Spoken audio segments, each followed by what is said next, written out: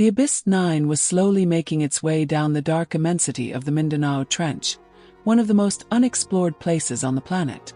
The submarine, a marvel of modern engineering, was designed to withstand colossal pressures, moving like a lone intruder in a world that didn't belong to it. The ocean, a mass of absolute darkness, seemed to swallow the vessel as the depth increased. The team on board barely blinked, concentrating on the data flowing from the glowing screens. Sensors registered unknown life forms, bioluminescent organisms that pulsed in unreal colors, as if responding to the presence of the visitors. The journey continued without incident until the sensors detected an anomaly.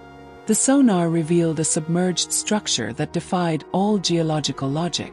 It seemed artificial, with geometrically perfect contours hidden in the silent darkness of the abyss. The currents around the shape behaved erratically, as if something was altering the flow of the water. Then Abyss 9's electronic instruments began to fail. Lights flickered, monitors displayed corrupted codes, and the communication systems oscillated. The crew exchanged tense glances. It was as if something was trying to interact with them or, worse, interfere directly with the vessel. A sound wave reverberated through the submarine's hull, a rhythmic, oscillating sound unlike anything recorded before. The frequency varied, seeming almost intentional. The impact of the sound was felt physically, a subtle tremor that ran through the metal floor. The sensor readings became chaotic, oscillating between impossible values. Something down there was emitting the signal, and the most disturbing conclusion was that it was not a natural phenomenon. The crew were searching for answers on the faulty monitors when a video transmission was interrupted by a distorted, flickering image. Between the gaps, it was possible to discern vague outlines of something moving, something large and sinuous, through the abyssal gloom. The tension reached its peak when, abruptly, all the Abyss 9's lights went out. The darkness enveloped the crew in an absolute veil. For an instant, the submarine seemed to be suspended in a vacuum, without any spatial reference. Then, like a distant whisper, one last transmission echoed through the surface base's communication systems. "Something is watching us." Contact was lost.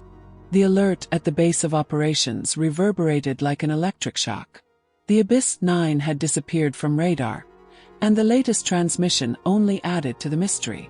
In response, a rescue team was mobilized, sending underwater drones equipped with scanning sensors to try and locate the submarine. The descent was meticulous and silent, every second marked by the growing anxiety of the scientists on the surface.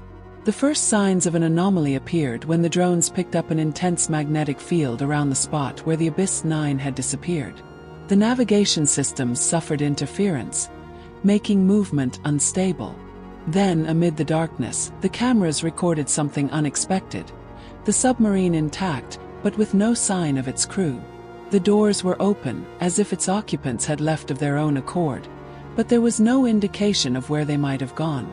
Inside the vessel, the life support systems continued to function normally. Data recorders showed an incomplete sequence of recordings, many of them abruptly interrupted. One of them displayed a disturbing audio from Darius Kim, one of the scientists on board. "We're not alone. They." The recording ended with a deafening noise, followed by the same oscillating sound captured before the submarine disappeared. The mystery was growing. Something down there had taken them. The question hanging over everyone was, what exactly was waiting in those depths? The base of operations began analyzing the recordings and data collected by the drones. The scientists noticed complex mathematical patterns hidden in the recorded sound frequency. The discovery was alarming. The sequence was too precise to be a natural phenomenon. It seemed to be an attempt at communication, something that had learned and adapted to the signals emitted by human instruments. More than that, the submerged structure was not just an unusual geological form, but something much older and possibly intelligent. In an attempt to respond, the scientists sent out binary signal transmissions. To their surprise, a reply was received. The response came in the form of energy pulses, modulated with increasing patterns of complexity. Over time, the scientists managed to decipher part of the message. The submerged intelligence was not hostile, but observant, testing the limits of interaction. However, a warning echoed from the depths. You are not ready. The team, faced with the unknown, realized that they had found something much bigger than they had imagined. The expedition ended, but one question remained. If we're not ready, what do we still need to learn?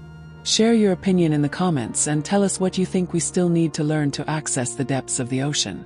If you like this story and want to explore more stories like it, subscribe to the channel and turn on notifications.